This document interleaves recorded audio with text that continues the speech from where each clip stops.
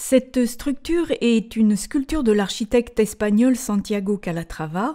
Il a su trouver un arrangement d'éléments constructifs donnant une sensation d'instabilité alors qu'il n'en est rien. Ce sentiment est largement renforcé par le choix et l'agencement des liaisons avec le bâti et les fondations. Ces cours sur la fonction contreventée ont pour objet de montrer comment éléments constructifs et liaisons interagissent pour la stabilité des constructions. Dans cette vidéo, nous allons caractériser et décrire les liaisons entre éléments de structure et leurs fondations, ainsi que les liaisons entre éléments de structure et éléments de structure. Il s'agit de liaisons classiques dans le bâtiment et le génie civil. On laisse de côté les liaisons spécifiques du génie mécanique. Les liaisons seront développées selon le matériau utilisé et la technologie disponible, et on présentera leur représentation graphique unifiée. Que ce soit en bois, en béton ou en acier, les liaisons ont pour but de connecter ensemble deux ou plusieurs éléments de structure.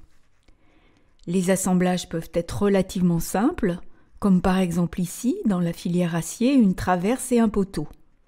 Ils peuvent être également plus complexes avec un nombre plus important d'éléments assemblés.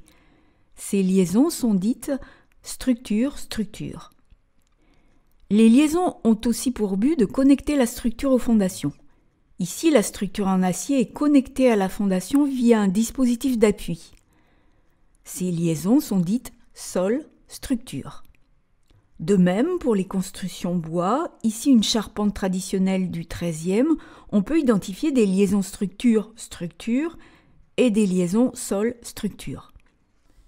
Les technologies et dispositions constructives sont différentes de la filière acier, car la conception des assemblages doit faire face à divers enjeux, être résistant, être fiable dans le temps, avoir un coût de fabrication raisonnable ou encore être mis en œuvre simplement sur chantier.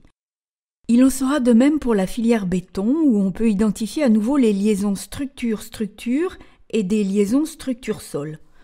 On peut là encore apprécier les différences technologiques de liaison avec les autres matériaux. L'ensemble de ces liaisons sont des organes qui permettent de transférer les efforts horizontaux et verticaux d'un élément à l'autre, puis à la fondation. Ils devront permettre ou bloquer les rotations et les translations, rendre indépendantes ou non certaines parties du bâtiment. Ce sont des éléments fondamentaux de la maîtrise du comportement global d'une structure. Il est bon de rappeler que dans un plan, on pourrait dire en deux dimensions, un solide ne peut se déplacer que dans une direction horizontale, ici la direction X, ou verticale, ici Z. Ou avoir un mouvement de rotation. On appelle ces mouvements possibles des degrés de liberté. Et on dira que notre solide dispose de 3 degrés de liberté dans le plan. Un premier type d'appui est l'appui simple. On impose un seul blocage en translation, ici dans la direction Z, laissant libres les 2 autres degrés de liberté, la rotation et la translation en suivant X. Ce blocage génère une force verticale perpendiculaire au support pour s'opposer au déplacement. La translation suivant X peut également suivre un plan incliné sans que les caractéristiques de l'appui soient modifiées. Par contre, la force d'appui, qui est perpendiculaire au support, sera alors oblique. Le mode de représentation de l'appui simple est codifié. Un triangle avec un cercle plein en partie haute et 2 cercles en partie basse, représentant des rouleaux en contact de hachure. Il dispose d'une seule réaction d'appui perpendiculaire au support, V. On peut observer de très beaux exemples d'appui simple sur les ponts. Appui à rouleau simple, à rouleau double, à rouleau quadruple, avec une bielle, en balancier. Cette technologie disparaît aujourd'hui au profit de semelles élastomères remplissant les mêmes fonctions. Le deuxième type d'appui est l'articulation, on dit aussi une rotule. Cet appui s'oppose à toute translation mais laisse la rotation libre autour de ce point. Pour être concret, le coude est une articulation qui relie l'avant-bras au bras. Ce blocage génère une force horizontale et une force verticale pour s'opposer au déplacement. La représentation de l'articulation se fait avec un triangle posé sur des hachures et un cercle plein en partie haute. Cet appui dispose de 2 réactions d'appui, une perpendiculaire au support, V, et une autre parallèle au support, H. La réalisation pratique d'une articulation varie d'un matériau à l'autre. Cela peut être un axe pour l'acier, un simple appui pour le bois ou encore une réduction de section pour le béton. Mais dans tous les cas, on constate que les assemblages présentés bloquent les déplacements horizontaux et verticaux, mais autorisent les rotations. Le 3e type d'appui est l'encastrement. Il réalise un blocage de tous les degrés de liberté de la liaison, aussi bien en translation qu'en rotation. Le blocage étant complet, aucun déplacement ou rotation n'est possible. Ce blocage génère une force horizontale et une force verticale pour s'opposer au déplacement, ainsi qu'un effort résistant à la rotation qu'on appelle moment d'encastrement.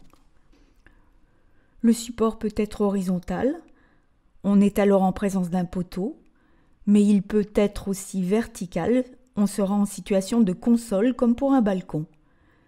Le support peut aussi prendre un angle quelconque. La représentation de l'encastrement se fait avec une ligne qui représente le poteau ou la poutre perpendiculaire aux hachures qui illustrent le support. Cet appui dispose de 3 réactions d'appui, une force perpendiculaire au support, ici V, une autre parallèle au support, ici H, et un moment d'encastrement, M. Sur ces quelques exemples de poteaux encastrés dans leur fondation, on comprend que l'assemblage empêche toute rotation de la structure par rapport au support.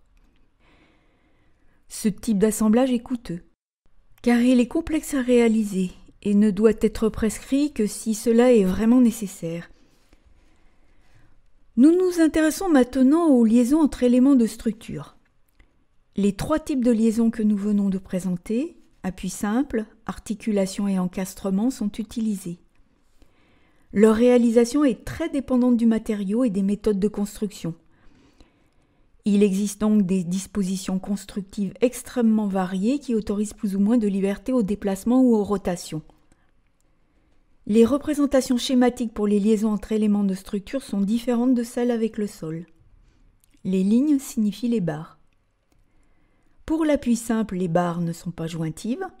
Un petit trait transversal signifie le glissement potentiel. Pour l'articulation, les barres sont jointives avec un cercle plein. Et l'encastrement est signifié par une surépaisseur triangulaire à l'assemblage entre les 2 barres. Ce tableau synthétise les représentations schématiques des 2 grandes familles de liaisons, celle entre éléments de structure et celle entre éléments de structure et le sol. Elles ont été décrites dans un plan en identifiant 3 degrés de liberté, 2 translations et une rotation.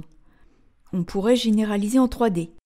Il y aurait alors 3 translations et 3 rotations possibles, soit 6 degrés de liberté pour chaque assemblage.